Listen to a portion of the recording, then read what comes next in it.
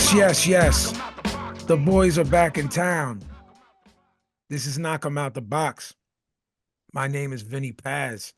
I'm here with my co-host with the co-most of Mr. Majestic Left, Right, Left Kid, Mr. Brendan Short Story Long. What's the word, kid? Oof. Top of the morning to you. It's St. Patty's Day. Oh man, I was hoping to escape. Billy's got. Say hello, Billy. Is it Celtics or is it some sort of This is a footy Ireland team? rugby pullover. Episode 122. It is. It's And stop. 122. We are back. We had we had some potential news, and now we don't. We don't. We will though. We will Eventually. again. Yeah. Regarding the show, but it's good. It's not bad. So yeah. All right, guys. Look, we're gonna dive right in. Yeah. Like we always do, with some news and notes. It feels like, because they always talk about competition in sports and forcing when Jordan would talk about playing certain guys, force me to step up my game. It seems like that happens in boxing as things start moving one place, then the other guy's got it. Well, we better make a big fight because they got this day locked down and da da da da da. So it seems that's what's been happening with the news. To start off, it's a weird time for this, B. And I don't remember this happening in May of 2023. This news, I mean, I remember the fight. Mauricio Lara tested positive for beta-methasone in a UKAD test following his rematch defeat to Lee Wood in May 2023, and so has now been banned from boxing for 2 years. His ban is backdated to the start date of his provisional suspension, and so will expire on March 6, 2026. That doesn't add up. That doesn't add up. I mean, he popped hot. Right. That's close to 3 years, unless he was fighting it for a year and they're punishing him for that. I'm very confused. So am I. But according to B and his logic, he wants this Mauricio Lara out. Well, one strike and you're out, goes long story short. Yeah. Get lost. Get lost, Mauricio Lara. Did he fight after that, or is the last time he fought I'm 3 looking, years ago? No, he fought Daniel Lugo, he fought Pedro Delgado, and he fought Edwin Davila. So he's had three fights. He fought January 31st. So he fought a few weeks ago and popped hot for beta-methasone. I'm sure his argument is going to be rooted in. So he's been banned by the UKAD. He's probably like, so. Yeah, I mean, that's part of the thing with the commissions. Can't you just go to Mexico? Benn, right, but we had Conor Benn coming here. Yeah, fighting here. Fought here twice when the UKAD testing had him popping hot. Yeah, this is like a nothing burger almost. It's just weird that it's 2 years old. That's what That's also turning crazy too, because did you see the footage of those two on Piers Morgan, Conor Benn and Chris Eubank? Yeah. It's pretty dark. It's getting, when we say these guys are working and this is a joke, they don't like each other. This is a shoot now. But this is a shoot. They worked it into a shoot. It was like our fathers were legends. We're not, but we're fighters, and people know us. It is definitely it's gone from a work to a shoot. It's not pretty. I still don't understand how a super middle is fighting a welter, and it's a huge. I don't get the whole thing. You've always had a problem with it from off rip, and my issue was that. And then we said, well, we don't get it because we don't think it's a big deal, and that part we were proven wrong. So 100%, definitely a massive. We don't know what the fuck we're talking about. No, not when it comes to the UK. Two assholes fucking yelling into yelling at each other over a computer. These two people with security on Piers Morgan would be like a prime Larry King with two fighters on there yelling at each other. It would be all over the news. Yeah. All over the news. Yeah. The WBO has officially ordered heavyweight champion Alexander Usyk to defend his title against its interim belt holder, Joseph Parker. The parties have 30 days to reach a deal before the bout goes to purse bid. I don't know. Here's what's gonna happen. Dubois is gonna get the fight. They're gonna give Parker a step aside. But when does Parker say, "Fuck the step aside, give me the fucking shot"? You know what I mean? Is he okay? Look, he's not This Dubois sickness and Riyad thing. Yeah, is really just. Don't you find it super fishy at this point? I found it super fishy then. I find it super fishy now. My only issue with any of this, I mean, Joseph Parker really getting screwed here. Yeah, but I think it's news, Brendan, because Usyk is putting feet on land. I have 2 fights left. That changes the dynamics of everything. It's just weird to me. He really wants this. Oh, he wants that IBF strap from Dubois. Correct. And then he wants 1 defense. Correct. And retire. Correct. So if Dubois never won this IBF, we wouldn't even be talking about Dubois. Well, they didn't strip him. So guys, this is where belts matter to some guys. Dubois is literally getting a rematch because the champ was stripped and wants it back. He said William Skull is getting an undeserved shot at arguably the face of boxing. Correct. Because the guy IBF belt was stripped from Canelo because he wouldn't fight the mandatory. And he wants to have that super fight with Bud for all the belts. And Bud wants it for all the And Bud, of course, of course. Let's be clear here. Imagine guys. It makes it that much more crazier. Assuming Canelo gets by, which we think will happen, but we don't know. Skull can fight. But anyway, all the marbles and the Ring Magazine belt for Bud going up, Yeah, it's wild. But this Usyk stuff is wild, guys, particularly because he's talking about 2 fights and I'm done. If not B, and I would say, hey, there's wiggle room for X, Y, and Z. He could fight 3 times this year. He could fight this guy, then do this, then do that. Well, not really, guys. If it's 2 more and you want real guys, it's like, yeah, okay, do you and B is absolutely right in that he wants that IBF belt. So I guess I agree with Brendan. Some step aside money for Parker, stay in shape, take a fight, stay in shape against a solid guy, which he's been doing. But he's got to be like, come on. I agree. If I take the step aside, you better give me that shot in Usyk's final fight. Look, I need a championship. Well, make me the fucking mandatory. Right. I mean, but is that the fight Usyk goes out on? No. If he beats Dubois? If he beats Dubois, does Alexander Usyk retire with the Joseph Parker fight? I don't know, man. I'm trying to think who would be the guy. It's like he's got the scalps. Right. You know what I'm saying? So we don't need to see an AJ third fight. We don't need to see a Fury. Exactly. So is it does he even take it and go? Right. He's beaten all of his contemporaries. If we think, obviously he's undefeated, but right. If we think what we think is correct, I'll bet he doesn't do the 2. I'll bet if he gets Dubois next, which we think is what the plan is here, step aside money to Parker, get that IBF, but I think he's done. It says, what do you want? I don't know what to do here. Right. Like, I have every scalp. I guess there's some young undefeated guys, but they're no threat to me, and they certainly aren't a draw. Yeah. What's the purpose of that fight, Mm-hmm. Joe Joyce will now fight Philip Hrgovic on April 5th in Manchester following Dillian White's withdrawal through injury. You didn't give a flying fuck. This is a better fight. And I think 100%. This is fantastic. Yeah. And I think Philip Hrgovic wins, by the way. Okay. But we're not calling it for another 3 weeks. No. Frank Warren has revealed that Hamza Shiraz is set to campaign at super middle going forward. I don't know how he did the weight. He is just getting bigger and bigger. No Diddy. Now that remind me of that B. Quote. That's a Frank Warren quote. No Diddy. Quote, right. Right. Remind me to bring up that point when we're breaking down a fight later that was at middle, because it almost X's out what I said is going to happen later in this episode. Okay. So remind me and go, yo, you already said Hamza Shiraz is going up. If that's the deal. Eddie Hearn on Diego Pacheco's next move. We're going to be mandatory with the WBO. That's a great spot. We've now also been asked if we want to fight for the interim WBC championship.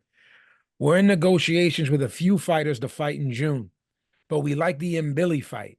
We want to make Pacheco and Billy in LA in the summer. They want to make it in Canada. Hopefully, we can make a deal. If not, we'll go to the original plan, which is the WBO route. Now, is the WO going to strip Canelo? And then you're not unified? I don't know. But look, I'll be perfectly honest with you. Who does Billy have behind him? Is it top rank? Like, is he a top rank fighter, or is he just Vita, what's that Canadian is Eye of the Tiger? It's like Eye of the Tiger through top rank. Okay. I'm not you take the fight in fucking LA. I'm sorry. Diego Pacheco doesn't brass balls if you're Christian Diego Pacheco does not go to fucking Canada if you're Eddie Hearn to fight Christian and Billy. No, I don't unless, bro, you know those people, they're like an Usyk where you just go just make fight. I mean, he hasn't been home in what, 10 fights? Yeah. And again, he's fighting superstars. Oh no. I'm not doing comparatively, meaning skill level or fame. I'm just saying.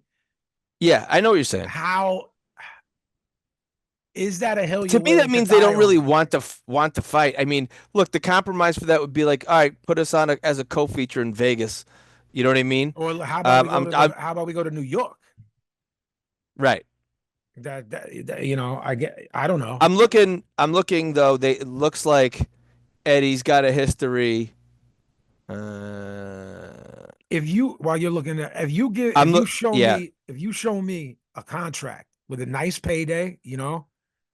Yep. And I believe, like they believe, and they talk and they stand on what they're talking. I go up there and mop up Christian and Billy. That's I'm not just the looking reality of today's fighters. Diego Pacheco since 2022. I don't want to get too far into the minutia. Yeah, where he's fought. Okay. Yeah. All right. Glendale, California. Yeah. I'm gonna skip. I'm just gonna say the California. Englewood. Mm-hmm. Carson at that Dignity Health Sports Park.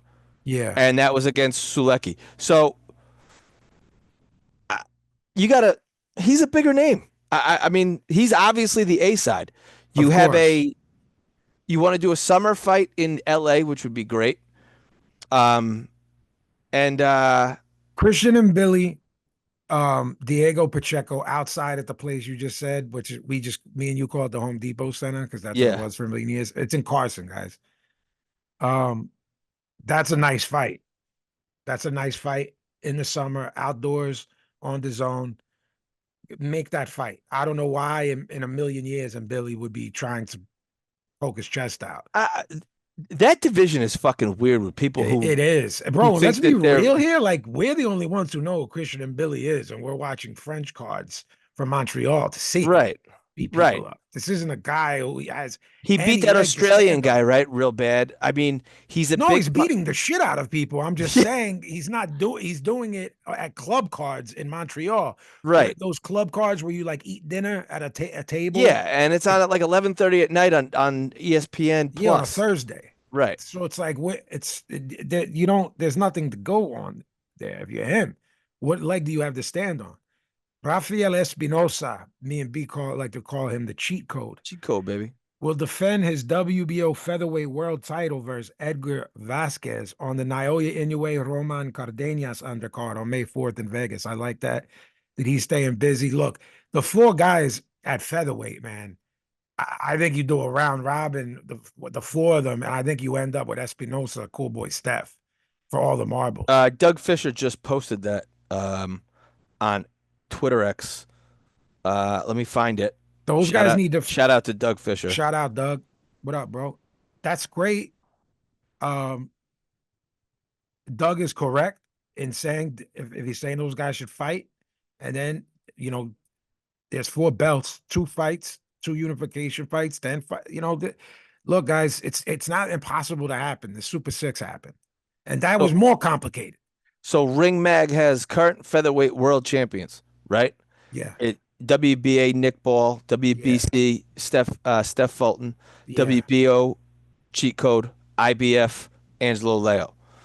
All right, and we're just calling Espinoza Cheat Code from now on. So Doug quote tweeted that and said if they participated in a tournament, who would win? Who would wind up being the undisputed featherweight champ? And all I responded was Espinoza is the cheat code. Oh, really? That's Yeah. what you wrote back? That's what I Oh, wrote. dope. That's Yeah. dope. With that said, I think it would end up being Espinosa versus Cool Boy Steph. I concur. And the majority of responses in here are saying just that, Vin. Oh, so okay. Wow. We got heads really watching this division, which is how cool is that? It's really cool and it's You wild. know, Featherweight. And featherweight. We're like, yo, you let's know, get these guys. This is in there with each this is like Marquez Morales. You know what I'm saying? Like, right. You know, Pac, Marquez. Yes. This is a lot of fun now when these little guys, littler, not the littlest. Right. When we went to the studio, I was talking about this sort of renaissance, and I was like, yeah, there was this guy named Michael Carball when we were kids, Yeah. and that was like the glamour guy, you know? Yeah, and well, I mean, the real little guys was Finito. Yeah, Finito, You know. and then Carbajal, and then you got the Tapia. Yeah. Yeah, you know, but there is a Paulie renaissance. Ayala. Yes, those wars. Yeah. Those guys all fought each other. It was fucking great. So, Maniacs. Help me with how would this pronunciation? I would love to get that. Yeah, me too. George Kambosos will now face, is it Jake Wiley or Willie? Because it's care. 2 L's. I don't either. This Saturday in Sydney, after Dawood Jordan was ruled out on medical grounds, was it old age? Where they like, you have to use a walker to get in? Yeah, but the thing is, it's like he's not even that old. He's just old in boxing years of, Well, he also has that face like the guy that Rolly got the whack victory over, who looked 98. Yeah. I saw this today when I put this up for our previews. What a weird career Kambosos has, and just wild with the Twitter fingers. Is he now the recipient of the most? I don't, accolades is the wrong word because he does not financial rewards in the history of the sport with doing so little. Well, so did you see what his gate has been in Australia? No.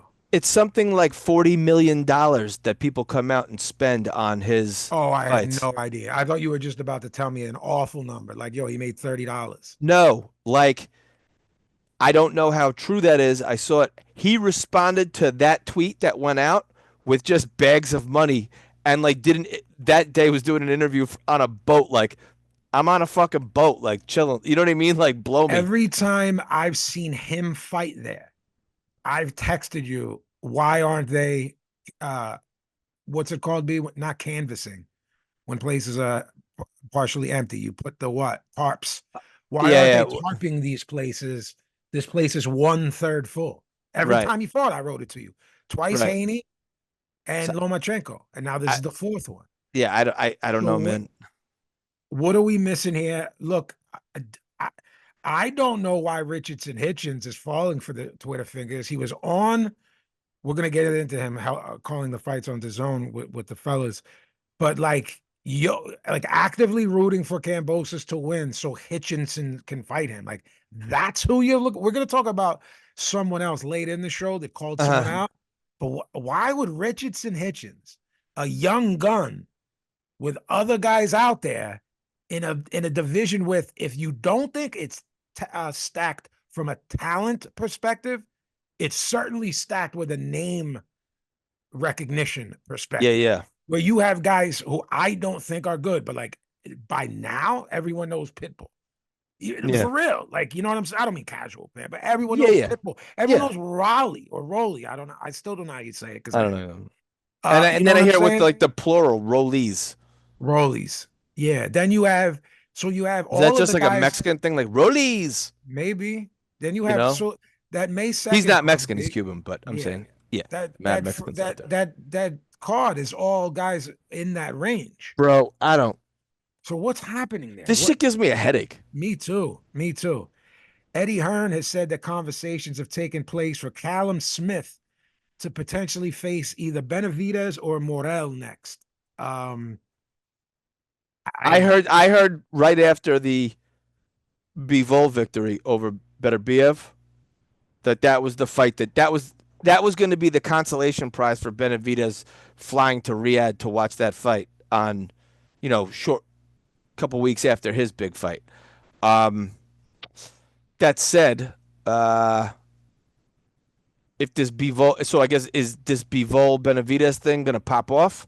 I'm gonna get into it. So, real quick before we do, there's two more and then that, and then a couple more things, but I'll get back to that. So just hold tight and then Put a give me pin in your it. thoughts. Yeah, that's it.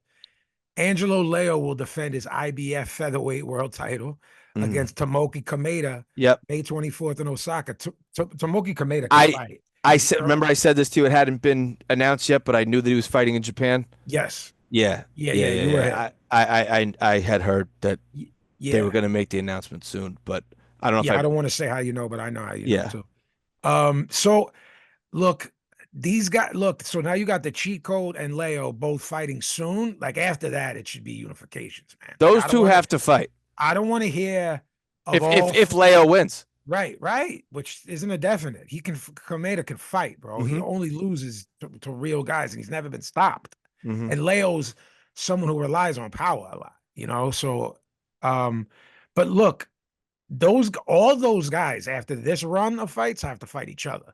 Like, I don't want to hear that next week I'm announcing Cool Boy Steph is fighting some dude ranked 38th in Philly at LaCourse. Then now it's going to throw everything off by like a year. You know what I mean?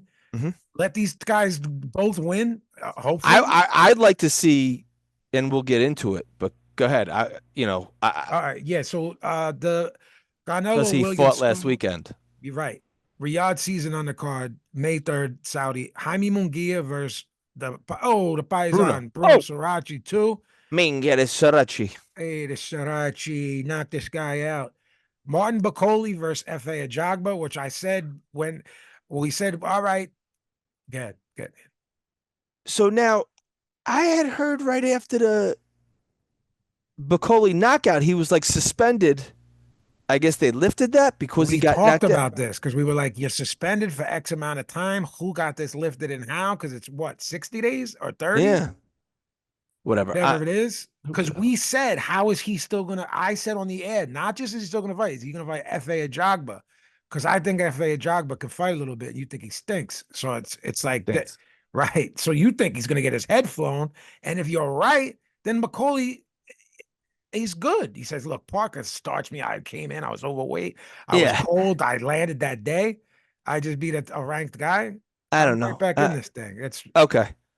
I still don't think he should have took that fight. I really don't. The Parker fight. I don't get it. Unless the bag was crazy. And I heard it wasn't that crazy. I didn't see his purse. So Badu Jack, Ryan Rozicki. I know both of these guys. I think this is the first time since we've been doing the show. Now, Jack. Yeah, Cruiser. No, I know. Go ahead, keep talking. I just got to do a little. This is the first time since we've been doing the program where there's been a fight between two guys I know in real life. So, going to be a weird one when we have to, make predictions. That's a huge fight for Rozicki. It's huge, and he keeps getting fights for championships, and then the guy will pull out. No, did he? He'll fly to another continent, and something will happen. This kid deserves it. I hope the payday is good. The undercard is a little bit soft for Riyadh season. What we're used to, some call that getting spoiled. Marco Verde versus Mikel Polina and Bretton Leon, Adam Guerrero. They'll be the opening bouts. I got an addendum. Okay. Bakoli is suspended until 3/22. And this is on the 3rd. And this is on May 3rd. So it's he's got like another month and change where he's no longer suspended. Correct. So that's convenient. Right. He's only suspended for a month? When the fuck have you ever heard that? Never. All right, whatever. As Sorry, soon as you go to someone's box rec the day after a fight, you see the word Right. suspended. A lot of if you don't know what you're looking at, you're thinking, what did this dude get hit with drugs? You know what I mean? It doesn't. I don't know, man. We said on the air, how is McCauley going to fight on May 3rd? Even you if know he how? won. You know how? Yeah, even if he won against Someone, Parker. there's someone throwing money at the British Boxing Board. Sure, that's someone. Someone's throwing money at someone. Eddie Hearn on Dmitry Bivol's next move. The David Benavidez fight has never been close. There's never been any conversations, but it's a great fight and we don't rule it out. He has given us 4 fights around the world, particularly in Saudi Arabia, and great opportunities. Whatever he says is next, we will do. If he wants us to fight Benavidez, we'll fight Benavidez. My gut feeling is that he'll want to make the Better BF trilogy. If that's the case, you got to make that sooner rather than later. Why? Yeah, I just think it's funny. Like the flex last week, no one was denying it when it came out. Right. And now it's a week goes by and it's like, oh, we never even spoke to him. Okay. It's wild. And lastly, Eddie Hearn has confirmed that WBC super flyweight world champion Jesse Bam Rodriguez's next fight will be a unification bout in the U.S. Mm-hmm. So let's go. All right, guys. I just wanted to jump on something real quick in terms of Eddie Hearn announcing that. That's also right after Turkey backtracked on crushing everybody. Yes. There was still be 4 belts. Dana backtracked saying TKO is not a league, it's a promotion company. Yeah. 2 days later, there must have been and Eddie going, you're going to crush me? All right. You're not going to fucking get any of my fighters. And then Frank goes, you're not getting any, and Oscar goes, you're not getting, and he goes, and Dana goes, dude, what are you doing? And I'll tell you why. And it was a very strange time to do it. You're actually, historically speaking, at a time where these guys are actually okay dealing with each other. When it was splintered and everyone was putting their foot down, maybe you could be. You said it best to me privately. How can you say that when the promotional outfits you've been working with have fighters on your next 3 cards? Right. What are you doing? I was like, is this being translated not properly via Arabic? Is someone a maniac here? I don't understand. I don't think. Well, we said a long time ago, is this a rich guy playing? He's made outlandish statements where he's had to walk back. We're speaking about Turkey Al-Sheikh. Yeah. Where he's had to walk things back. Where, remember, in the beginning, it was guys that weren't even near each other in weight class. Yeah, I want to see that fight, these fantasy fights. Yeah. I'll get this guy to fight this guy. And we're all going, yeah. Maybe I can make Tank anyway. And you're like, yeah, my guy. Right. I mean, you are making Bud Canelo, but context is important as to where those guys are in their careers. Correct. But anyway, real quick, it was just a very fast, and now everyone's okay. There was reports that Eddie has since denied, and I believe he's threatening to sue, that he had mentioned, he made a comment and said, I'll be okay if there's no boxing. People took that as he's ready to retire. Mm-hmm. And then he also made a comment shortly after that, which wasn't reported as widely, where he said, I could always go back to doing 35 shows a year and be perfectly fine. That's what we did. That's what we do. Right. Never said anything bad about Turkey or Dana. Actually had nice things to say. Sure. But if we go back to doing 35 shows, he knows where he stands and who is with him. By with him, I mean with him. You know what I'm saying? And I can still work. Yeah, of course. Right.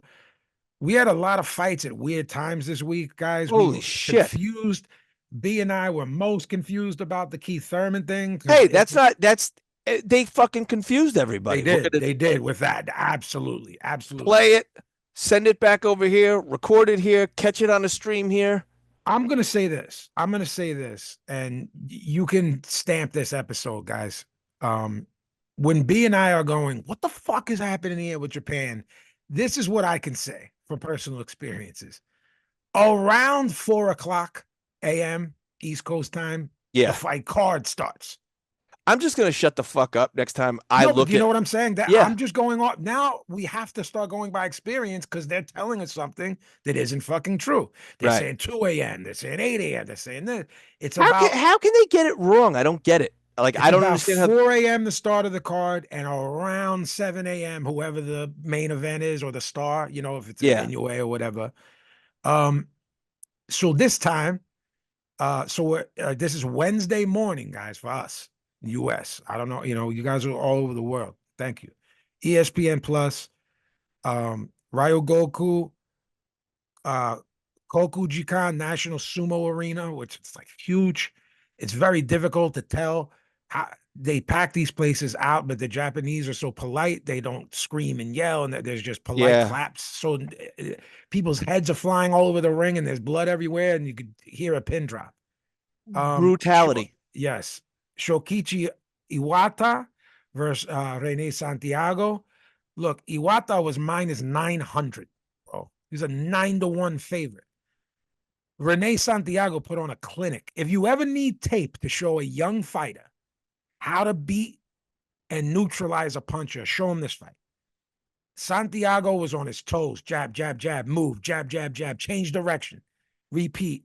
I had it 118, 110 for Santiago. Respect to the judges in Japan for getting it right. I thought they were gonna hose him, B. I was sure of it. Yeah. I wasn't even setting myself up for, oh wow, this is an upset on foreign soil, which leads us to this.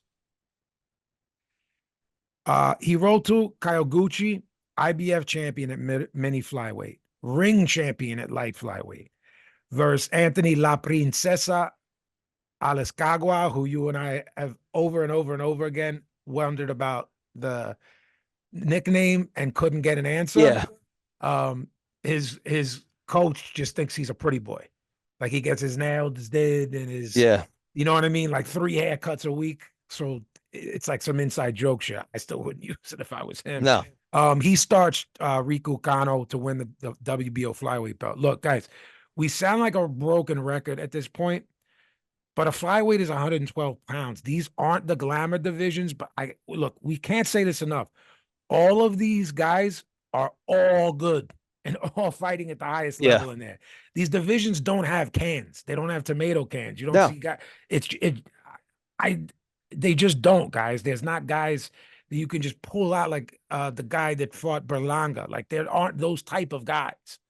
That guy came off a fucking 10-year bid. 10-year bid. Yeah. Look, in the fight before this, Shokichi Iwata was ranked number 2. And Rene Santiago was ranked 26th, and the guy put on a clinic. The guy, so that's the disparities here. The guy was ranked 26th, and he beat a number 2 guy in the last fight before this. Hiroto Kyoguchi is so good. There was fear that his talk of retirement was a bad sign, and you and I always say that if you're thinking of it. Yeah. It's no good. Olascagua is obviously really good as well. Just high-level stuff. Kyoguchi throws a beautiful 1-2, and instead of putting the hook right behind it, he waits a split second so that you can't time the combination. It digs to the body. It's very subtle, but he's doing it so you can't time it. A weird knockdown in the 11th. I needed to see the replay. Olascagua landed a short, crisp left hook. Kyoguchi threw a right hand counter that missed, and his momentum. When a guy misses a shot and their momentum takes him down? Did you see this knockdown, B? Yeah, I did. The replay. What did you think? I thought, I didn't think it was a. Yeah, I didn't think it was a knockdown. Did you? Neither did I. And they used the instant replay and held it up. And held it up, yeah. So, look, I think it was a bad call. I had it for Hiroto Kyoguchi. These cards were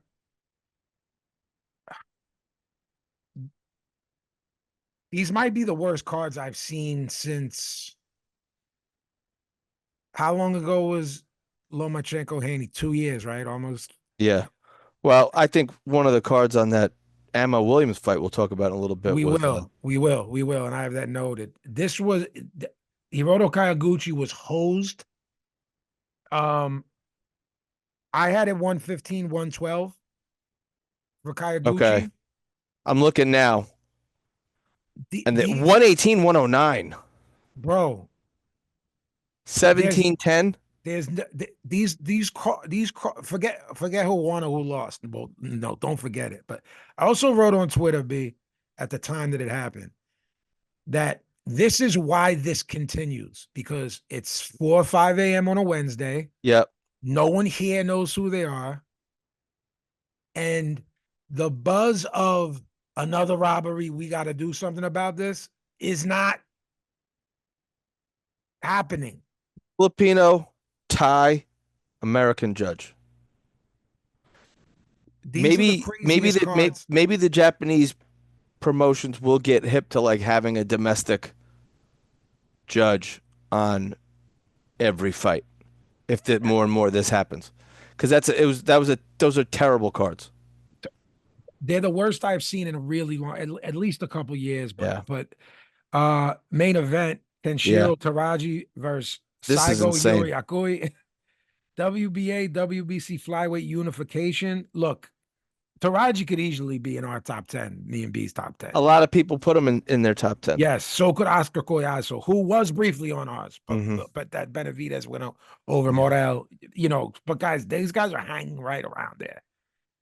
Someone gets sparked clean out or shits the bed, there's guys on their tails for our top 10. Taraji was doing good work. I didn't realize he's fucking 33. I know. This Yuri Akui would land a big right hand after Taraji would do good work.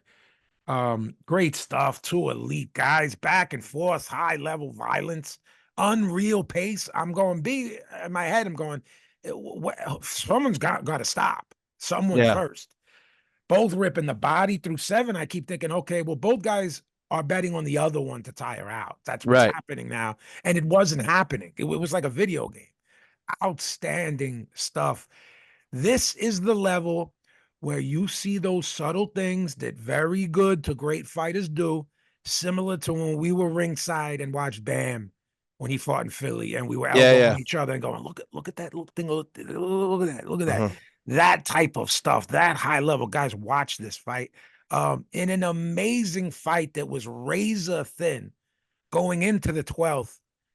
This Kenshiro Taraji comes out throwing punches like his life's on the fucking line. I've never seen anything like this, ever. I mean, you got to go back to all-time fights where this maniac comes out in the 12th. There's blood splattering. He's got this Yuri Akui going backwards. The ref jumps in and stops it because there's blood all over him. Your unified WBA and WBC flyweight champion, Kenshiro Taraji. Guys, this is the fight of the year, and I know your instinct is to write in and go, my guy, it's the middle of March. Stop the madness. Basically, every fighter in the world besides these two have 9 months to outdo this. Yeah, to outdo I don't think it's going to happen. That's my personal opinion. This was a shootout. Pretty fucking crazy. I believe the Nockies are going to, the fight of the year is going to this, and we're not going to be doing it for what, 9 months, right, Brendan? 9 or 10 months? You're right. So we have to remember back. 9 months. I think all cards, at least 2, all cards were 105, 104 at the time of the stoppage. Yeah. So fucking dead heat. This is Brendan has things to say here. I have things to say here. Guys, Keith Thurman, Brock Jarvis at 154. They did this bizarre thing where it was live. So there were dudes on YouTube doing a watch along. And I'm like, should I text B? But if he's sleeping and this phone wakes him up, he's going to fucking want to kill me. So I'm watching these guys call it. But then I'm seeing we're getting it like, so now I go, it's a delay for us. This sucked. It was the pits. Look, my short-term memory is the pits. My long-term memory is still sharp. I can't think of a bigger cornball in the last 25 years than Keith Thurman. No, and people like him, and he'll do well if they make which he did say after the fight, which I found it good for Keith. I'm not locked in with Tim Tszyu. I'm listening to offers. I'm back. So he's at 154 pounds. Remember we thought Keith Thurman was big? Did he when when Keith Thurman first came on the scene, everyone's like, he's huge. Then you start to read his stats. He's 5'7". Then you start to see him against other big welterweights, and he didn't seem that big. He's just seemed the same size as them. I viewed him as a monster for a very long time. Right, During that prime run where people were really sweating him, and he was hurting people. Yeah, maybe his deep voice. I don't know. I don't know either. I don't know either. But I was like, this guy's a massive welter. Right. I remember there was like him and Spence stood near each other, and I went, "Oh, no, he's not that big." Right. I think Brock Jarvis is a not good 135 pounder fighting 20 pounds up from. They got sparked out by Liam Paro. Clean out. Yes, who is not. This isn't Julian Jackson, guys. This isn't Ernie Shavers. And clean out. Out. 2 divisions below this. And everyone on the call, because it was an Australian fight, no limit, Australian promotion, et cetera, that's who we're hearing. You're hearing a very slanted view of things. We have some friends over there in Australia that I'd like to ask about this. Is it that does everyone like him? Is it because he's a good I saw it with my own eyes. This was just bait. This was just something to make. Timmy Zoo was like, and Brock Jarvis still like massive fights here in Australia. I know that's a British accent. I'm like, wait, what? Huh? Is he just selling up his potential opponent? Because Brock Jarvis has a cool name, and that's about it. Well, I'd like to ask you something. Because Thurman's on the tail end, the only person that jumps into Thurman's had 6 fights in like 10 years. Yeah. Edgar Berlanga is more insufferable to me, but it's not unrealistic to think that he's out of here within 12 to 18 months. So that might give Keith, if he hangs around long enough, the pound for pound insufferable. They're insufferable in different ways. They are.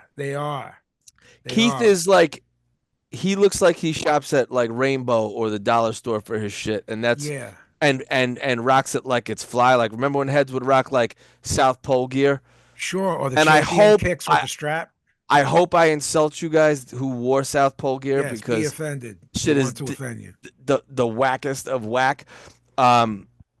If your excuse is you were poor, a Bobo shit joint with no logo was more ill than South Pole. It was more ill than South Pole. A Fugazi North Face, right, but just had nothing on it, was more ill than South Pole. So don't say you were poor, because you could always G off at poor spots. Right. You wear a blank joint.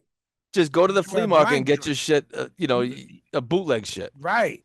I mean, South Pole was packaged bootleg. Like, it was diabolical work. Is awful.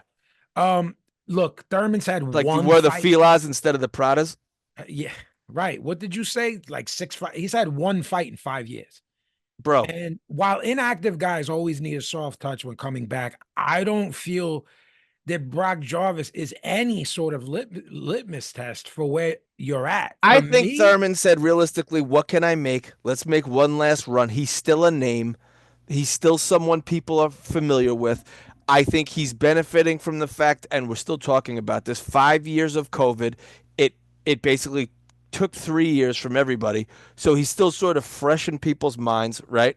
He's still a name. Took it's fucking 2 weird. years from fighters, because they were doing stuff, He's still a name. It's just fucking strange to me. Is he? I don't know. Yeah. He enough of a name that an entire continent is saying, like, we'll put this guy who this is his first fight, or one of his more recent fights, because he really campaigned as a welterweight. I think early in his career, as a lot of guys do, they'll fight up a division before they're have enough money to properly train, and then they'll move down and settle in. Yeah, of course. A lot of like kids out of the Olympics will do that. We'll get into one of them that's doing that, who came in at maybe 149 or something, but the kid's going to do well. Again, it's coming up. But let me say, baby, to me, I know what you're saying, but to me, best case scenario for Keith is that you went through a real 8 to 10 week camp and got back into boxing shape.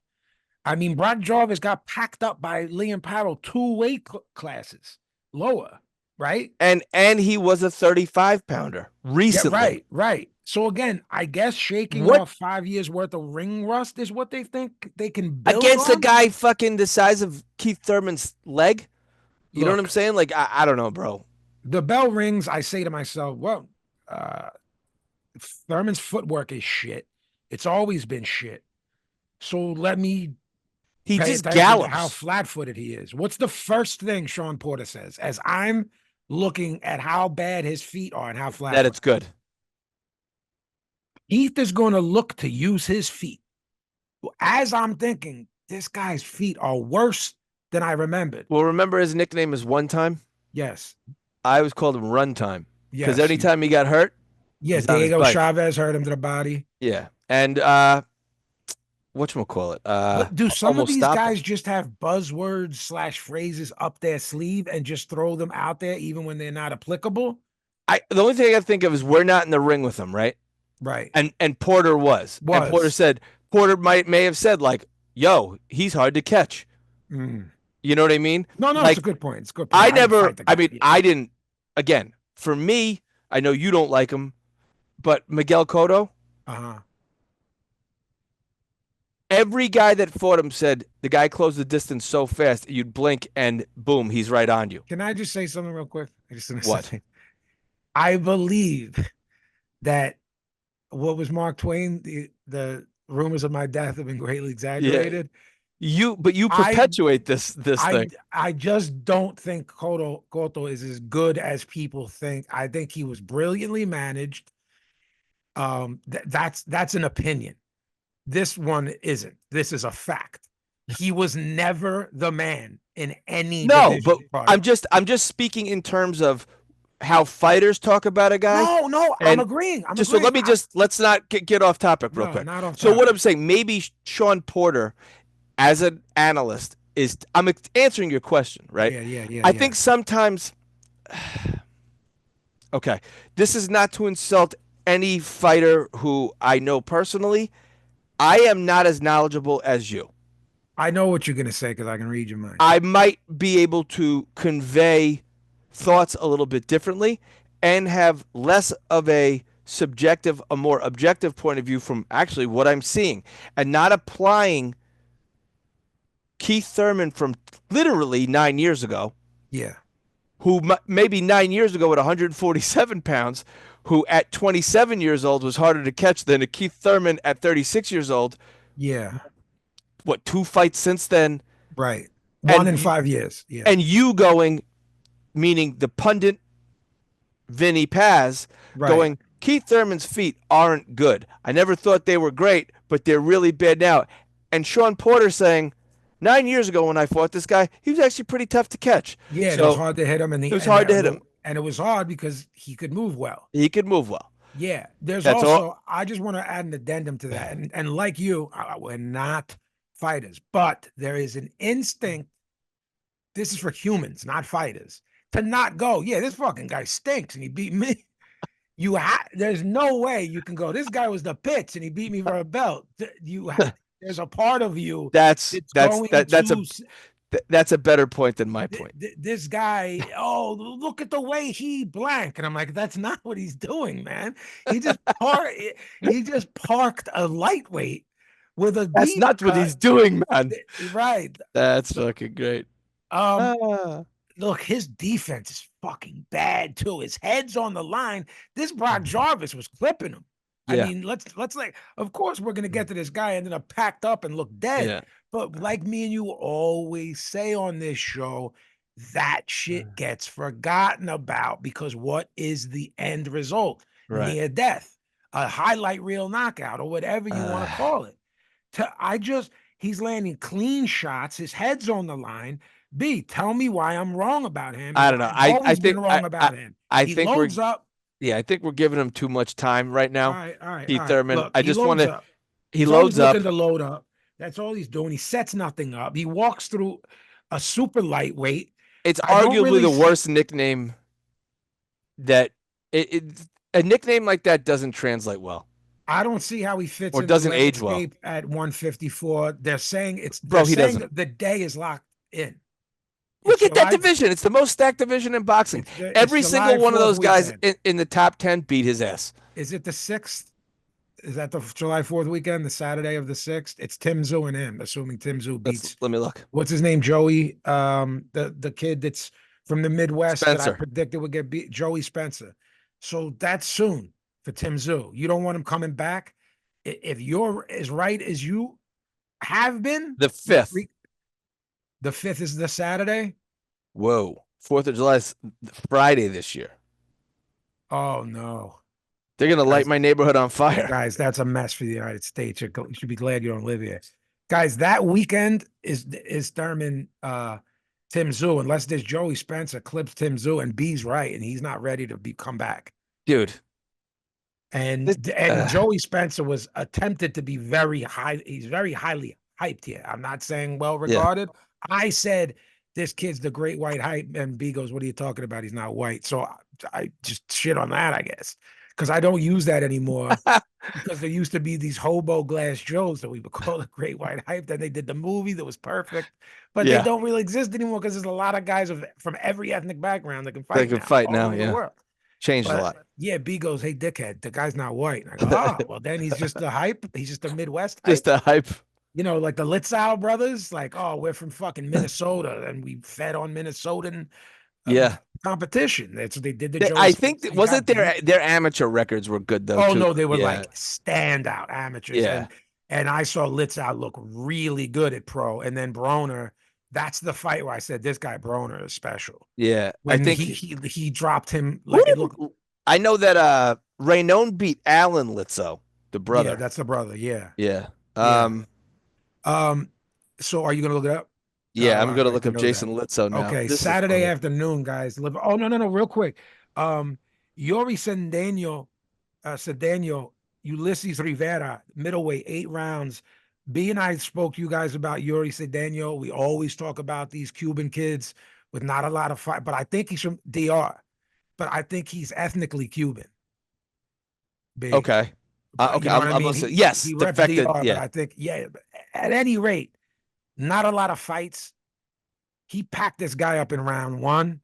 I'm not gonna go Pazzi prospect yet, but it's close. Like once he's good. When he gets to 10 rounders and some guys floating around, you know how we do on this show. Ex-champs or a guy that once was good and is a little bit faded, but has a chin, and then you pack him up and we go, whoa. No one was able to do that.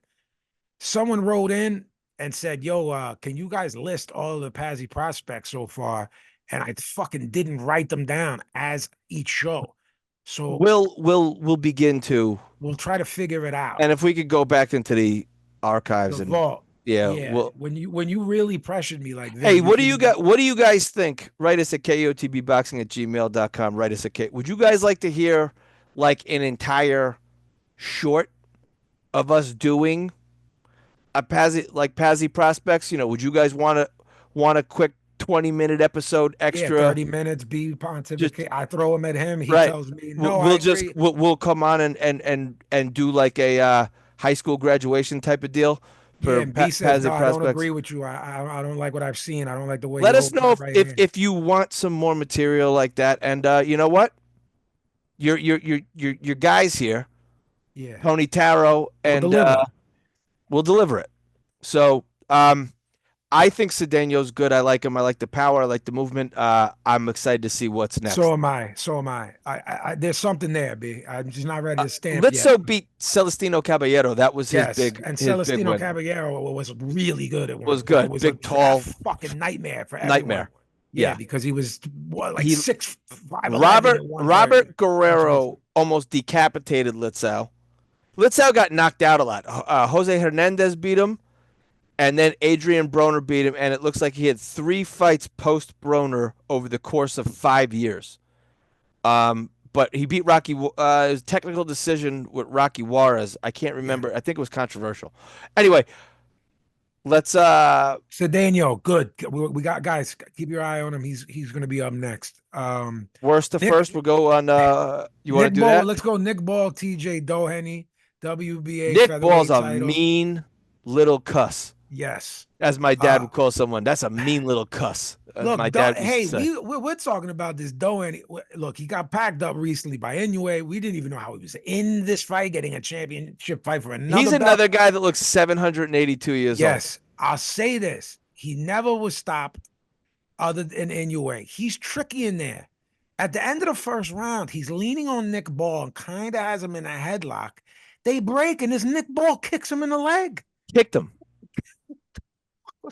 Really? Bro, Nick Ball, you know when you were younger and you go to like I always call him like the little pizza maker. I've changed it.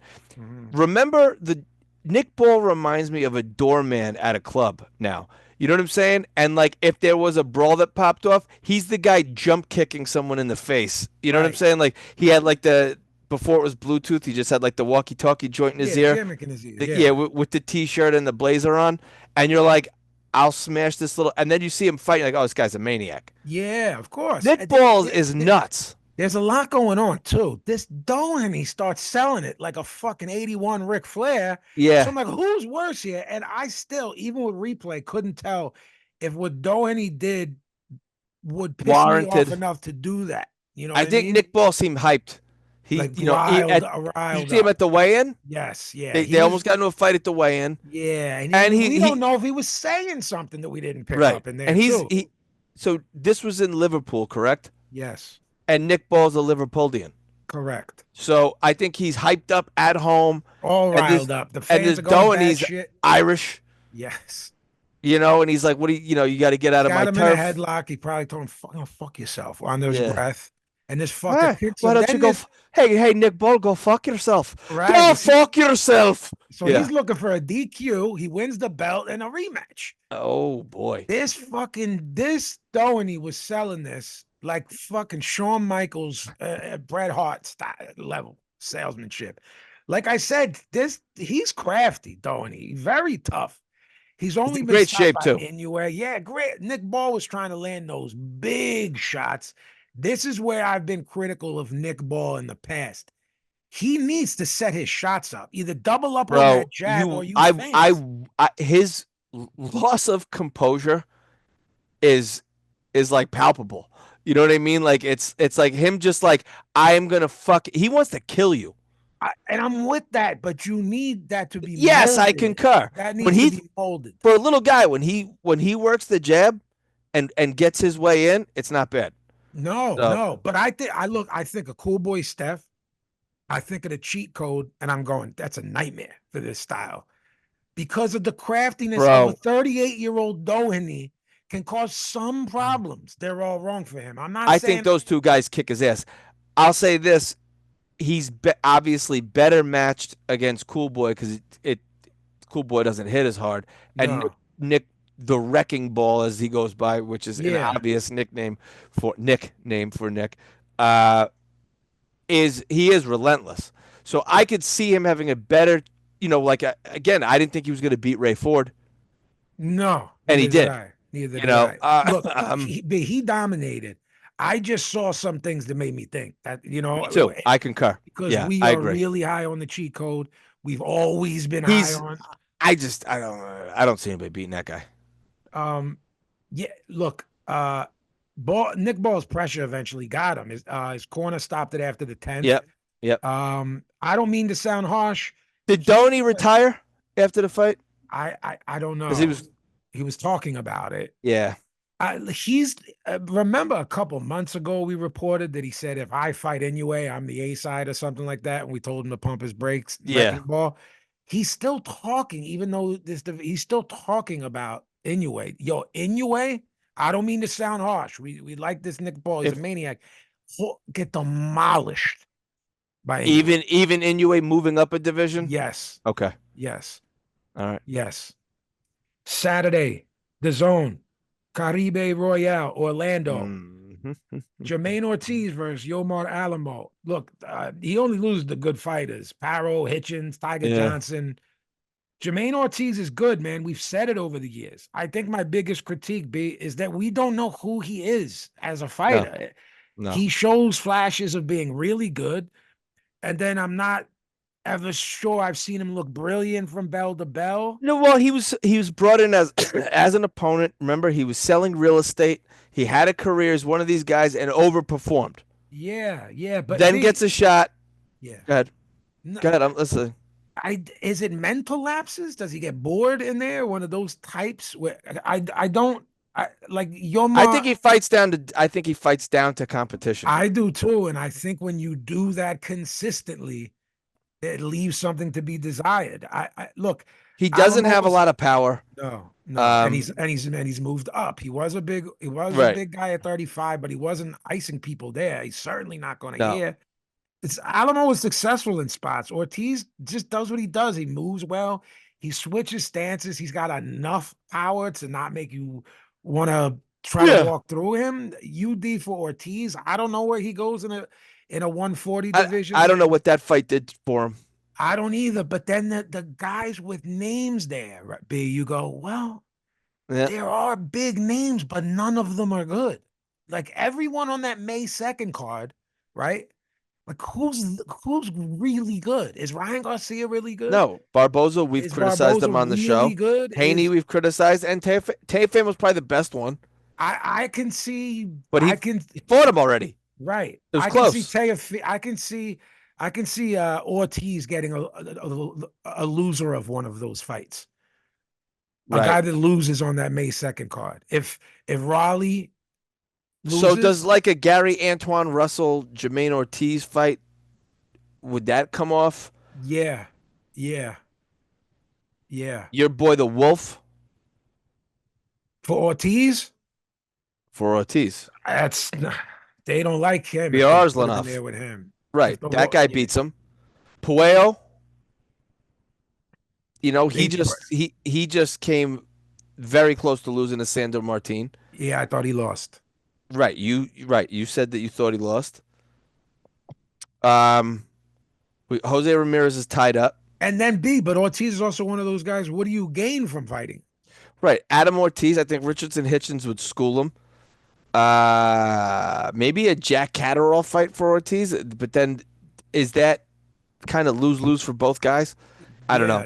I don't know. He's weird. Moving on. Like you said, he's got a successful career. Omari Jones, pro debut, bronze medalist at the Paris Games, versus Alessio Mastronunzio. Both guys came in over 47, but it happens a lot. There's no belt, right, exactly. The plan is for Omari Jones to be at welter. We spoke of someone else in Keith Thurman, who we thought was a big kid for that, but he wasn't. Omari Jones is 5'11" fighting at welter. He's big as shit, no diddy. Calm and measured for a 22-year-old kid. Landed a few huge right hands in the first that hurt Mastronunzio. But I was impressed that he stayed patient. He didn't get wild. He didn't smother his own punches. Early in the second round, he throws a 5-6 punch combination, and Louis Pabon jumped in and stopped it. Look, I'm not going to sugarcoat it. That's a bad stoppage. Was he going to stop this kid? Yes. Yeah. Was this Mastronunzio at the time fine? Yeah. He had his hands up and was ready to go. Again, he was going to get packed up. But bad stoppages that seem meaningless can lead to bad stoppages that aren't meaningless. Right. Omari Jones is young, Olympic medalist, good-looking kid, well-spoken, super polite, likable. They said he'll be on a card soon. Boots Stanionis in a month. They're putting him on that, right? Yeah. Putting him on that. So Edgar, I like him. I do too. We got to see. Berlanga, Jonathan Gonzalez Ortiz. This was disgusting. And yes, we're being overly critical because if Berlanga wasn't such an obnoxious prick, we might not be as harsh. And the scalps he's calling for and all of that their team should be embarrassed for taking this fight. Gonzalez Ortiz did a 10-year bid for armed robbery. At one point, he was thought of as maybe a legitimate prospect. His record was good because of that. You're going back 10, 11 years. Right. Yeah, his record looks, his record looks good because it's not a guy that's 2-50. He was 20-0 with 16 KOs. You go, oh, that's a guy. You know what I mean? He ballooned up to 300 pounds in jail. Yeah. Look, we've said this before. He has a spare tire around his waist. Yeah, a couple of them. Edgar Berlanga is just fucking massive. Missed weight. Super middle. Missed weight. By a pound and a half. Blamed it on the flu. I've never gained weight on the flu. Dude, fucking fuck this I get guy. it often. It's not sweet, but it's like a once a year thing. I've never done anything but lost weight, right? 2-3 pounds, or you have it for maybe 7 to 10 days. This guy is just a despicable guy. I just don't fucking like this guy. No, despicable. His team should be embarrassed for agreeing to this guy. I'm not really sure what to say here. Well, this is what Eddie gave him, and that so we got to hold Eddie accountable for that. Okay, he was obnoxious in the post-fight interview. He's just an obnoxious human being. B, take it away. He did what he had to do. Got him out of there and won. Wasn't close. This is food for Berlanga. Gonzalez, you can see that there is some technique there. He wasn't just some guy from a trailer park that they found and threw in there. But no match for a guy coming off of a Canelo fight. Nah. And Eddie Hearn did try to explain and try to empathize. Like, look, you got a Canelo fight. Now you're a co-feature on a fight in Orlando. An undercard on an Ammo Williams fight. I understand not having the motivation after fighting Canelo. But these are the fights that we have to make to get you back in there. Also, Berlanga, maybe the worst businessman in boxing. You don't announce that your last fight with Eddie Hearn is now. You think Eddie Hearn's going to put you on a good card? No. On the mic in the post-fight interview, this was the last fight in this deal. Just right. Man, stupid. There's those dumb guys. Shit. Like you're saying dumb stuff. Dumb shit. You should. And also, you are an advertisement for yourself. Another promoter is going to go, do I want to deal with this? Hey, Bob Arum let this guy go. He was undefeated. Eddie Hearn's essentially letting him go. Right. But let's look at what happened. You were undefeated, 17-0 with what, 16 first-round knockouts, and your promoter said, "Nah, you can walk." Right. Now this new guy, not new, you know what I mean? Yeah. New promoter you signed a two-fight deal with is pretty much, without saying it, because Eddie's more classy than this Berlanga, is basically like, it's we'll have a beer and we'll wish each other well. You know, so who does this guy think? Does he think I don't know. It's funny. It's teams, like Brendan. This isn't a 32 No, it's like, remember your friend growing up? Like, yo, man, I would have played basketball this year, but coach was on some bullshit, so I quit. Yes. That's this kid forever. Right. Forever. It's never. There's no accountability with him. None. It's yo, man, my boss was on some bullshit, so I don't work there no more. I had the flu. My stomach was like a little. So I was just like, you know what I mean? Like, I ain't really, and it's like, this isn't really like an opponent I should be, and it's my last fight for this contract, you know what I mean? I'm like, you're ODing on the New York thing, when people from a city OD on the city thing, like Philly people do it, New Yorkers do it, where you're ODing. Yeah. There's someone me and you talk about that does it a lot, a Brooklyn person, and we're like, yo, this person's like, it's almost a parody. It's like an SNL parody of Brooklyn. This person, Stop the madness. I don't know that he beats anyone he's calling out. He's saying Caleb Plant. Caleb Plant is chomping at the bit to beat the shit out of him, and I'm starting to become a fan of Plant. Plant is growing on me like a plant, because he speaks like sense. He's not nonsense. You know what I mean? Like he's now saying like, all right, asshole. And I like that he's got balls and he's just like, yo, man, if you want to do this, we'll do this. He rolls up to things dolo. Yes. And he also explains when they say something, he's like, okay, first of all, because he is very articulate, Plant. No, he is. He'll say, no, that's not how this worked. That's not the timeline of events. Right. Here is the timeline of events. No, that didn't happen that night. And then if you notice, they never respond when he does that. Because they talk crazy and he's talking sensical. Right. Like he slapped the Charlo when he was dolo. Right. He's definitely with it when it comes down to that. Right. I picked Caleb Plant to beat Edgar Berlanga. I think the funner fight is Edgar Berlanga, Jaime Munguia. And then he's calling out the Charlo. Me and you keep. Yo, these guys aren't these guys retired? They're like retired, bro. To me, to knock them out the box, the Charlo brothers are retired guys. Right? They're Errol Spence. Until someone makes a move, meaning Errol Spence, Vasyl Lomachenko, Jermell or Jamal Charlo. Those guys, you know why those guys, retired. none of them are talked about any week now, unless someone's footwork comes up and we compare to Loma, or someone's comes up. A southpaw with power, we compare it to Spence, or whatever, Charlo's run, which we loved, the 54. We praised.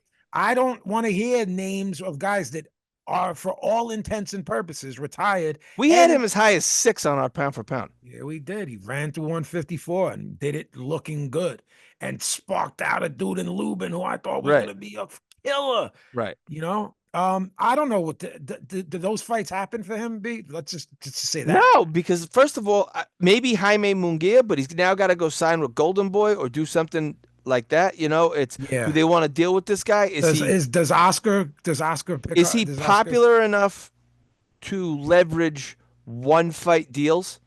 I mean, they might, because he is a name. But that would be hard, because I think one fight deals are for people who are so fucking popular, like Canelo, you can do it, or so massively unlikable and unpredictable, like Berlanga, where you go. But essentially, Vin, as you know, or we know, or most people know, you know, you're the fighter, right? Yes. So if you let's equate this to a recording contract. Yeah. It's better to go there with a lawyer. You're the talent. You write the music, you make the music. You have someone there with a pen and paper going, sign here, kid. Correct. I'll take care of you. You know what I mean? If I'm Oscar De La Hoya, B, I'm like, I'll give you a one fight deal and behave yourself. Right. And in legalese, I'm putting that shit in there. Right. Like, like, you know what I'm saying? You want the Munguia fight? Let's do it. This much. That's a big fight. You know, Mexican, Puerto Rico. Well, you have it where you have it, probably in Vegas. Because Munguia would be like, why would I go to New York to the Garden? Yeah, it would be in Vegas, likely. I think they can make it. They look.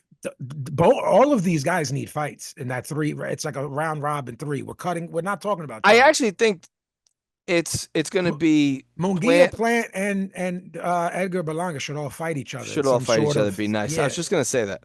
You know, unless people get sparked out. I think Plant is a PBC guy, though. I don't know if he's like locked in or what, or he fights under the banner, right? He doesn't really have like a promoter. After that, I will break you line. These guys are more horny to work with each other, because Eddie made the fight right away.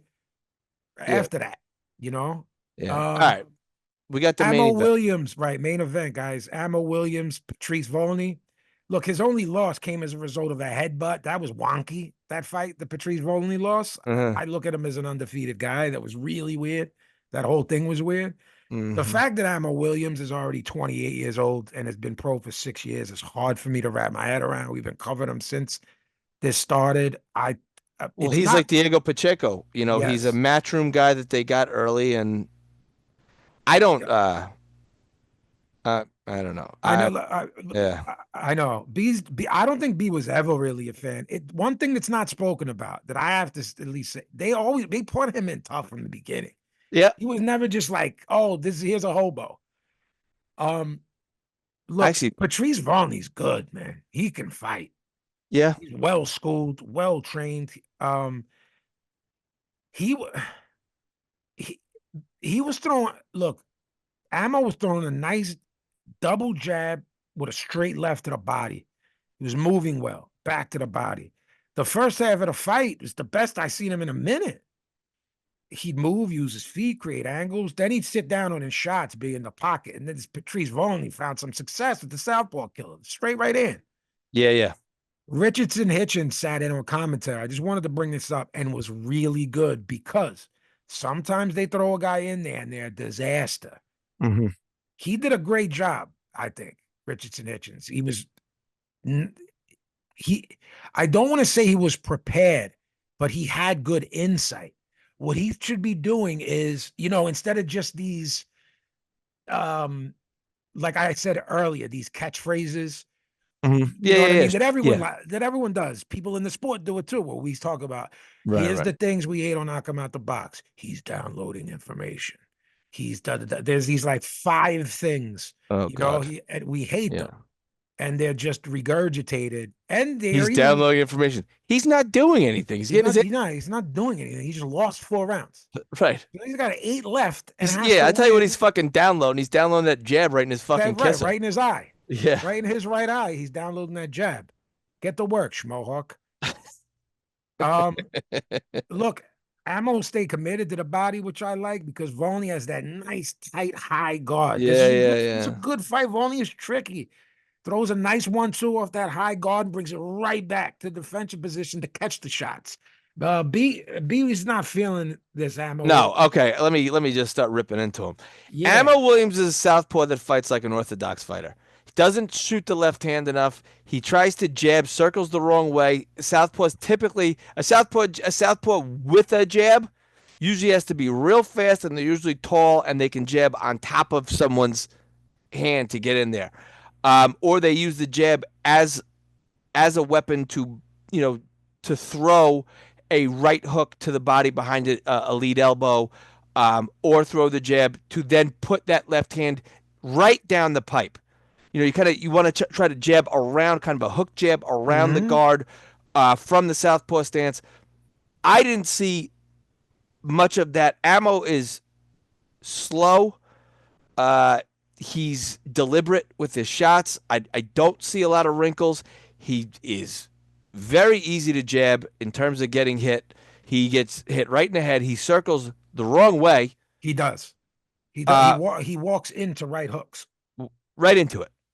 Let me ask you something though. Do you think Volny's good? Because I think he's good. I do. Or no, you think he's like yeah, he's all right. He's a top 10 guy. He's good. He's a 10 to 15 guy. That's good, by the way. Okay. Oh no, I'm with you. He's really fucking good. You made a comment about the February 22nd card about Shakur Stevenson, and you said, I don't know if I've ever seen anyone have such a command of distance and timing. I don't know if I've ever seen anyone have less of a command of distance and timing than Ammo Williams. He throws ghost shots that aren't, emphasis on these shots. Combinations that all 4 punches in the combination miss by a lot of his opponent. Then marches forward and gets picked off with 2 or 3 jabs as he's walking in. Am I overly critical? I don't know. Did we see his sort of kryptonite? He got the shit kicked out of him by Hamza Shiraz. Patrice Volny is built like Hamza Shiraz, sort of fights like him, high guard. Good, like you said, good 1-2. Just a good guy, just a well-schooled I hate guy. doing this because Ammo seems, I don't know. I'm going to get into that in a second, too. Seems like a nice enough kid. You're going to turn on that? Because I think he's the sweetest kid in the world. Sweet kid. Oh, I thought you were going to say. I'm saying, is he living in a different time? He calls out Shane Mosley Jr. Well, yeah, that's where I was going to get to with this. Well, first off, did you score this? Because there's a lot of close rounds for me. I had it a draw. Okay. I had it 115, 113 for Ammo. Judges had it 118, 110, 116, 112, 115 for Austin Ammo Williams. 118, 110 is criminal. Frederick Flutie. Pack him up. That's Doug Flutie's brother? Out of here. I made sure it wasn't spelled the same for the great Doug Flutie.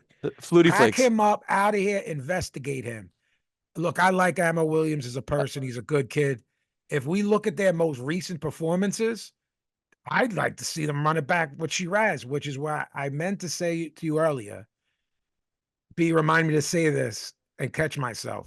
I guess it's not going to happen. Shiraz is moving up. Yeah. But we thought Shiraz looked like kind of like shit against dog doo-doo. Right. And you're not impressed at all with Ammo. So run it the fuck back. So you and I talked privately. So I'll just expose to Knocker Nation our our text. I'm not going to read it. I'm paraphrasing. I'm going to get back to Mosley too. I ran through a perceived weak at the right now middleweight division, and I said, weak, very weak. Where does Ammo Williams go? And this is before the Shane Mosley call out. This is like right at the end of the fight. Okay, but now he had a belt, that trinket, that's some WBA thing, which puts him in line for Lara. So me and you go, all right, who's out there? Erislandy Lara has a belt. Adames has a belt. Hey, look, did you hear Sergio, who I like? Janabek. Did you hear him say Janabek's last name and then them fuck with him for butchering it? No, I didn't. Okay, so I am now officially on record done butchering it, and I'm saying it right from now on, and we're going to be the only show that says it right. You're going to do it. It's Janabek Alamhanala. Janabek Alamhanala. Alamhanala. Janabek. Yes, you do not say the Y that's in there. He said Alam Kanoli. That's what. Which is what I've said on this show. Think when he started like breaking making through a name in the US, we were saying that. Right. Then it was like 2 fights ago for him. I said it correctly the whole fight because I said, bro, this isn't really professional. Say it again. Janabek Alamhanala. Alamhanala. Yes. So you don't say the K and you don't say the Y. Or you pronounce the Y as an A. Alamhanala. Alamhanala. Yep. Alamhanala. So the last Y.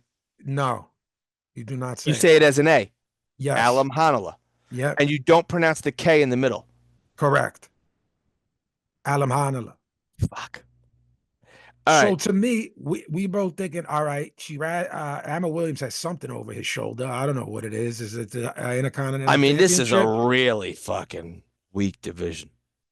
With that said, you go, okay, so he's in a position to call out a name here. Got to be Lara. 48 years old. Was 54 his whole career. Has somehow found power old and at 160. And this Alamhanala, this guy calls out Shane Mosley Jr.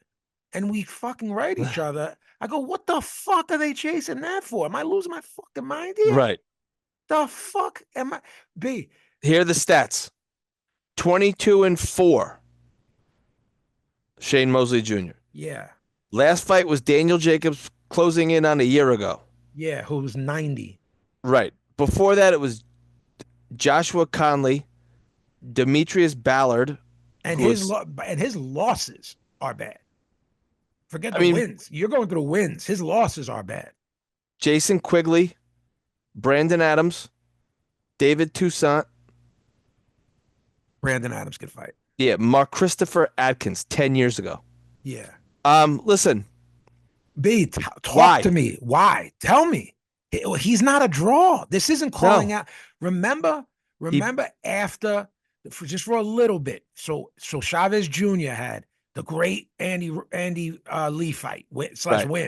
You know what I mean? Mm-hmm. Dropped Maravilla at the end there to being outboxed. But the fucking the son of a blew his knee out. Yes, the son of one of the greatest fighters ever. So he rode a wave. Inherited his chin. Right. Rode a wave for a while, even when he was like, you were like, this guy stinks. This Mosley never had an Andy Lee fight moment. He never had a Maravilla moment. No, he beat Gabe Rosado's like his best win. Look, it doesn't just have to be. It has to be by a mile, Gabe Rosado. Yeah, it has to. And Daniel Jacobs and Gabe Rosado are his two best wins. And they were both past their primes. Correct. They were both past their primes. All right, so he calls out. What does that do for Ammo Williams' career? What does it do for anyone? His career, his anything. He's 28 years old. 28. How many fights now? Was that just for Ammo? 20 fights. I didn't understand that. I have no answer. That seemed why that is like the name. If someone handed him the fortune cookie. Right, and he opened it up and just read the message in it. anyone who calls out Chavez Jr., I go, oh, but he's like a massive name in Mexico. Like this isn't. Yeah. There's the logic to it. I'm not saying I want to see it when people No, call out right. Chavez. I get what you're saying. There's something There's to at least it. a bag at the A bottom of that. bag at the right. The other, it's Leprechaun. What's the other end of the rainbow? Then the other end of the rainbow. So yeah, guys, look. I don't know what happens. Ammo Williams against the two guys we did name. I don't know. I don't know, dude. And a 45-year-old Everslandi. I don't think he's good. Sorry. Alam Hanala might spark him clean out because he punches hard. Look at you. Look at you, fucking Pazzi pronunciations. Look, just calling him, but he was Janabek up until this episode. Now you're going last name. One other episode, if you go back, it was like one of his fights. Alam Hanala. Yeah. Boom. One of his fight. Yeah, guys. I'm calling him like Adam Cannolis over here. Right. Oh no, we've been killing him for like 4 years. Oh, and then there was one where I said, "Yo, you know Adam Cannoli from down around the block. He puts buttercream in his cannolis. I don't like that. Yeah, he puts the Schviadel and it touches the it touches the bust, the Pignoli cookies. This weekend, everything's on Amazon Prime. By the way, you see who's on this card? Isn't this Kambosos on DAZN? Oh, DAZN. When is that? When is 4 a.m. according to Boxing Scene, which is consistent with the Aussie cards, is 4 a.m. Saturday morning for us. 4 a.m. All right. Against the late replacement. A late replacement. If you already couldn't stand George Kambosos, tune in. You can't stand him even more now that he's got a late replacement. And it'll give you something to get behind Diddy Richardson's for. If we really got who was Dowd Jordan's famous opponent? Was it? There's like 2 or 3 guys he fought. Like real guy. Was it Filipino Flash? Is that who he fought? Bro, I'm drawing a blank. I'm just thinking of the picture of him, how he looks 98. But he fought. Oh no, it was fucking Celestino Caballero. Guy gets burned twice on here. And Chris Dragon John. Yeah, Chris John was who beat Marquez, and that's his. I don't really know if he did, but Chris John was a beast. That's how old he is, bro. Chris John and Caballero. That's all right. They have him listed at 37. Dowd Jordan. What's this Jake Wiley then? If he was 37, and you fight a 37th ranked guy, and that leads you to a fight with the champion. Oh my God, this sport is fucked. Fucking fuck, dude. This Amazon Prime better be free, is it? If this is a fucking, I think so. They got brass fucking balls. If this is fucking, if this is $10, I gotta fucking pay for it because we got a show to do here. Yeah, but I'm not gonna be happy. All right, so you said to me, do you know who is on this card? And I'm looking at it, and I don't see who's Jesus Ramos. Oh, that's our guy. Yeah, but you thought he just like fought shit last time. Yeah, but he just fought. But I like it because you thought he looked like shit, so maybe they did too. You said, this guy's not that good. I said, maybe we give him a little reprieve. Jake Wiley's not in the top 100 That's wild, man. That's wild. Terrell Gausha, 24-4. Oh, he only loses to really good guys. Yeah, he's good. Yep. He's fighting Elijah Garcia, 16-1. He's coming off a loss to my guy, Tyron Davis, who I think is really good. He moved way up to fight Benavidez and got beat, but showed heart. And he's really good, Tyron Davis. This might be fun. Gausha lost to Carlos Adames last year. That's his Tim Zhu prior to that, but he only loses the good guys. Erickson Lubin, Erislandy Lara. Yeah. Had a draw with Austin Trout. Yeah. Yeah. Yeah, Billy, is there a line on Terrell Gausha? I got to spell it for you because it's Gausha. Yeah. Gausha is plus 425. Is there an over-under? I don't have one. Garcia minus 650. I'm picking Terrell Gausha, UD, but I wouldn't mess with the line, Billy, so I'd go over and under when it comes in. You know what I mean? We got to look at that. The three of us hate the Vegas go-to. Yeah. It's always 10.5. 10.5, yeah. Ass. Yeah. No diddy. Jesus Ramos, who his only loss, ironically, bringing him up right now. You know what I mean? Yeah. Speak the name and he appears. Erickson Lubin, in which Brendan and I both thought Jesus Ramos won. That's his only loss. Yeah. B thought that was on the Canelo Charlo undercard. Correct. He kind of won clearly too. Beat Lubin. B thinks who was the fight that you just flat out came on and said, I don't think he looked that good, and I don't think he's that good. Who? Which one? Jesus Ramos. What was the Jason Rosario? Right. Who should have got packed up? Right, but wasn't that a weight class up, and he immediately said, "I'm coming back down to 54." Yeah. Yes. Am I crazy? You're not. Okay. Anything there, Billy? Jesus Ramos, Guido Schramm. Dude, this guy's ranked like 500. Ramos is minus 1,400. So we got to get Guido Emmanuel Schramm. He's going to get packed up. From Argentina. Jesus Ramos going back down to 54. I think we're going to see there's going to be market improvement is my prediction. I concur. After that, after you murdering him against the Jason Rosario. The main event, Billy Betts, Sebastian Fundora versus Chordale Booker.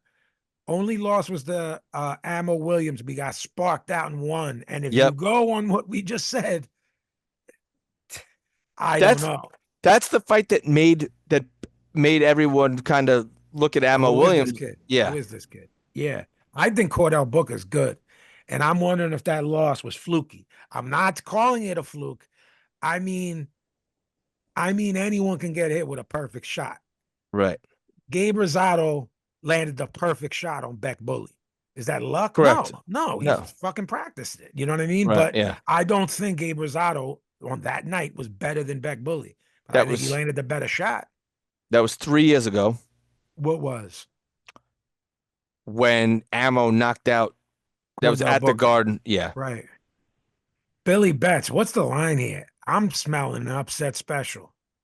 That was on the Katie Taylor. Fundora. Minus what? 1,400.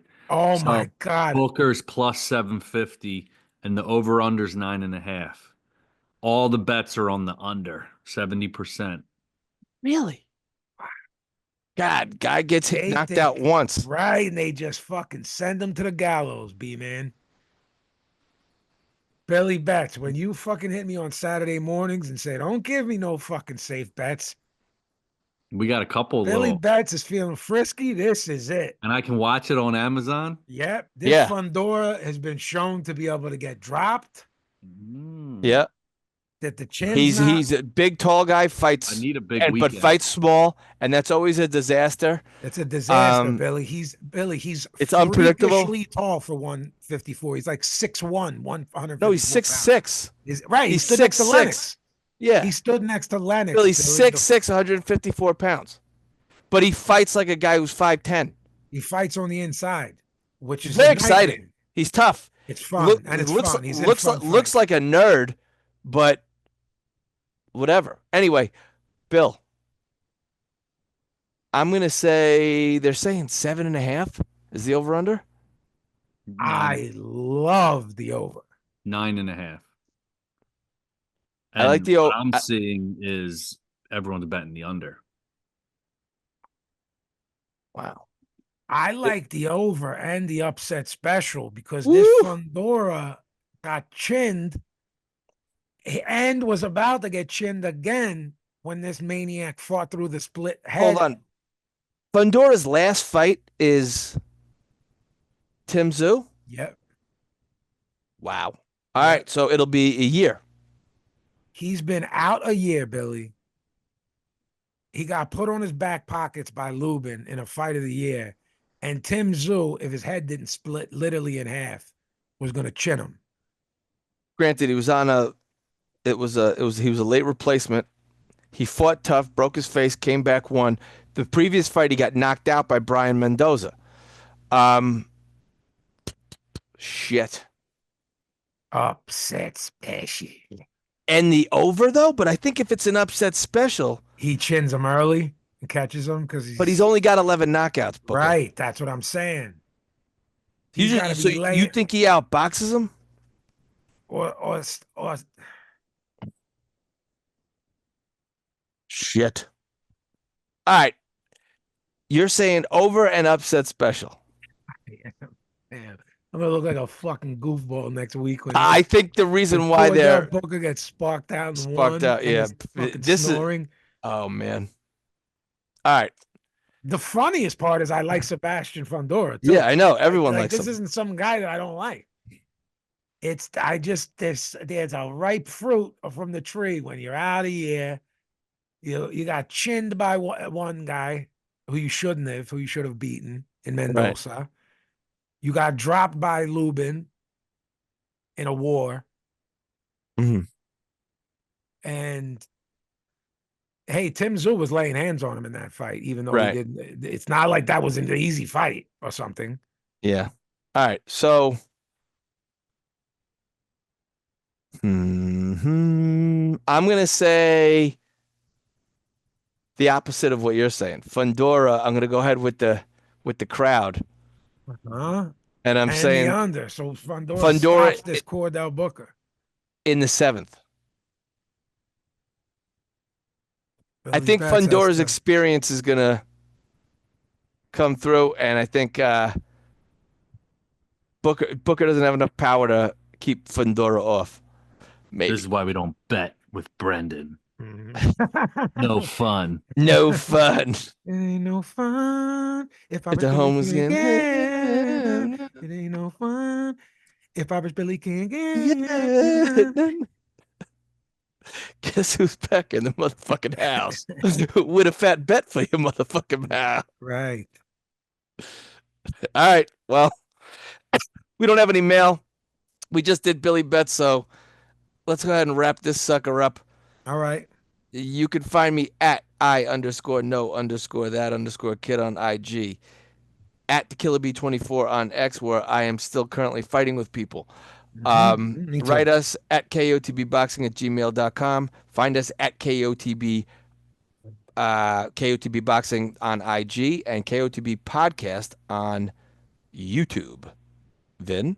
At BoxCutterPazzi on IG. At Vinnie_Paz, where I'm yelling at people about boxing. JMTstore.com for knock 'em out the box shirts and anything music related. Billy News is coming soon, right? On release dates and vinyl and bundles and all that soon. You got a whole bunch of news coming. Yeah, there's a bunch of news coming soon, but it's still too early to tell. But we might have some news.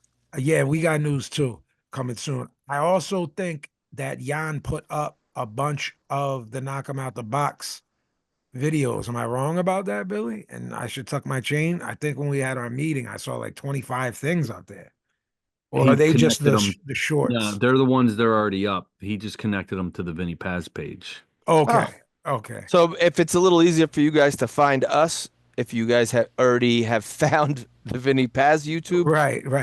You can now apparently. No, because we heard what you guys said about wanting it back up on YouTube, and that's the plan moving forward. Yeah. And we had a meeting off air before this about the show, and a lot of great ideas came from it. And like B said earlier, if you have suggestions or not suggestions, if you an idea like that, you want us to reel off a quick episode about prospects, or to just go over the top 10 and why a guy is there and why a guy is not, and why Shakur is on and why, Tank isn't or something. We respect the opinions of Knocker Nation and Knockies. We have the best fans in the world. We love knockers on this show. Billy likes knockers. I love knockers. We all love a good knocker. So write us, guys. Tell us what you want. Tell us what you think. And if that's something you're interested, if more content is something you're interested in, and you want to hear some more stuff, some more unique stuff, if it's within reason, we'll deliver. Indeed. All right. Say goodnight. We'll see y'all next week. Say goodnight. Yeah, say goodnight, Billy. Top of the morning, Billy. Bottom of the evening.